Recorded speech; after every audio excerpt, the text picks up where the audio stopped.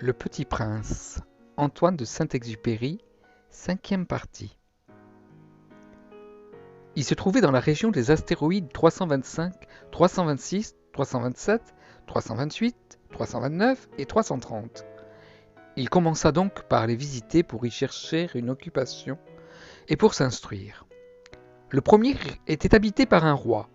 Le roi siégeait habillé de pourpre et d'hermine sur un trône très simple et cependant majestueux.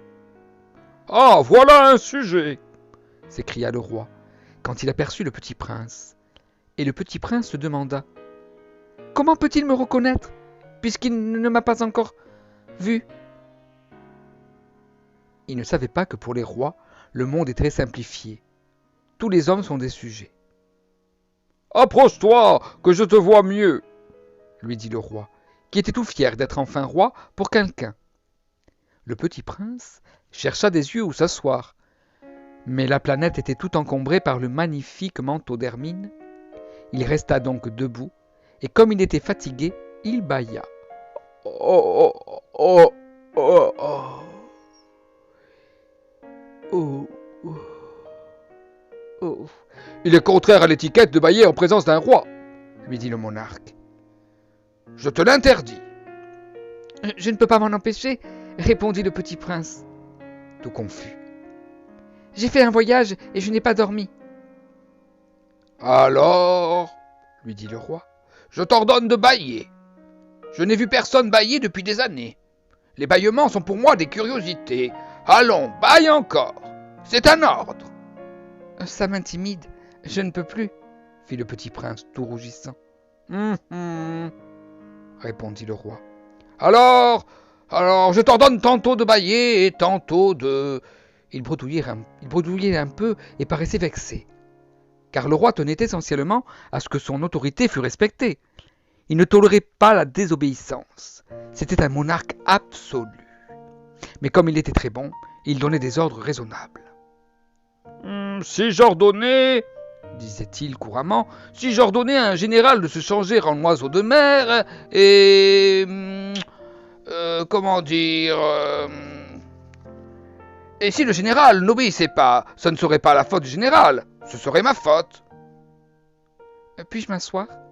S'enquit timidement le petit prince. Je t'ordonne de t'asseoir, lui répondit le roi, qui ramena majestueusement un pan de son manteau d'hermine. Mais le petit prince s'étonnait. La planète était minuscule. Sur quoi le roi pouvait-il bien régner ? Sire, lui dit-il, je vous demande pardon de vous interroger. Je t'ordonne de m'interroger, se hâta de dire le roi. Sire, sur quoi régnez-vous ? Sur tout, répondit le roi, avec une grande simplicité. Sur tout ? Le roi d'un geste discret désigna sa planète, les autres planètes et les étoiles. Sur tout ça ? dit le petit prince. Sur tout ça, répondit le roi. Car non seulement c'était un monarque absolu, mais c'était un monarque universel. Et les étoiles vous obéissent ? Bien sûr, lui dit le roi.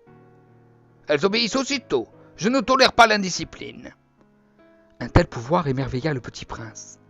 S'il avait détenu lui-même, il aurait pu assister non pas à un 44, mais à 72 ou même 100, ou même à 200 couchers de soleil, dans la même journée, sans avoir jamais attiré sa chaise. Et comme il se sentait un peu triste à cause du souvenir de sa petite planète abandonnée, il s'enhardit à solliciter une grâce du roi. Je voudrais voir un coucher de soleil. Faites-moi plaisir. Ordonnez au soleil de se coucher.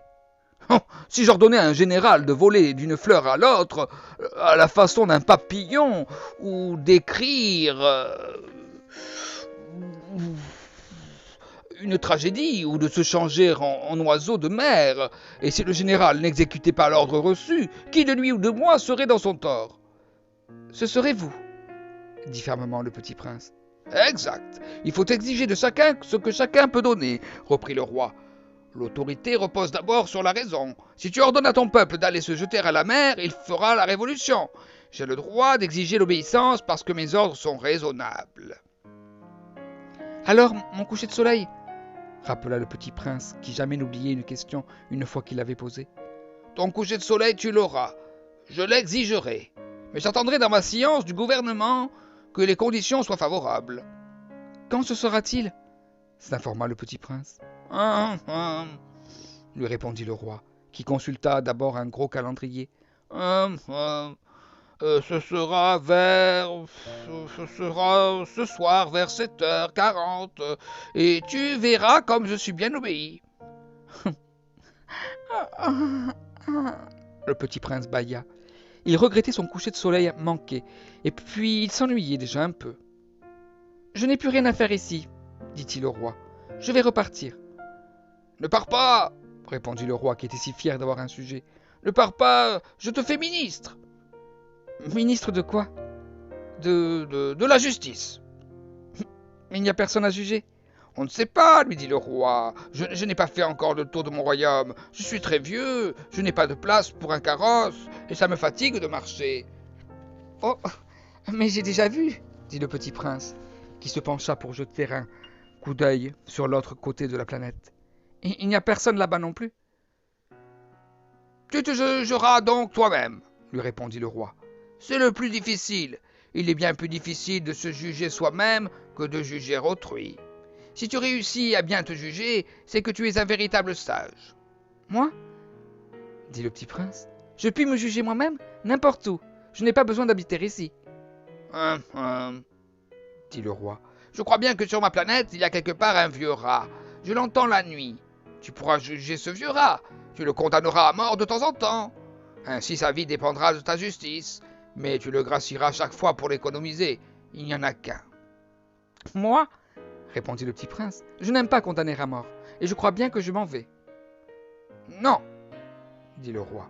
Mais le petit prince, ayant achevé ses préparatifs, ne voulut point peiner le vieux monarque.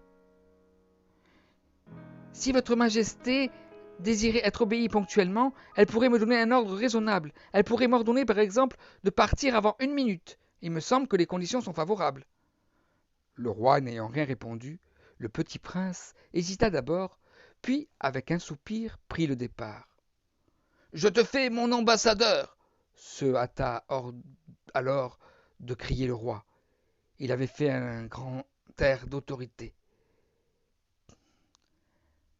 Les grandes personnes sont bien étranges, se dit le petit prince en lui-même durant son voyage.